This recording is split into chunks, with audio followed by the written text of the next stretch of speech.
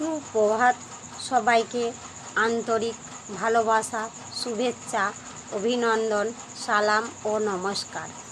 22শে শ্রাবণ বাংলা ক্যালেন্ডারের অনুসারে কবিগুরু রবীন্দ্রনাথ ঠাকুরের প্রয়াণ দিবস। এই দিনে বাংলা সাহিত্য ও সংস্কৃতিতে তার অবদানকে স্মরণ করা হয়। এই দিনে বিশ্বজুড়ে বাঙালিরা কবিগুরুকে শ্রদ্ধা জানায় এবং তার সাহিত্য ও সঙ্গীতের প্রতি গভীর অনুরাগ প্রকাশ করে।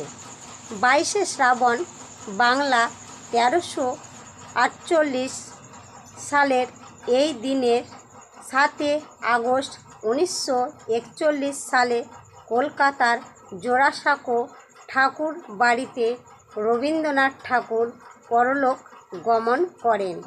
সেই শোকের দিনটিকে স্মরণ করে প্রতি বছর এই দিনে গভীর শ্রদ্ধার সাথে 22শে শ্রাবণ পালিত হয়। ধন্যবাদ।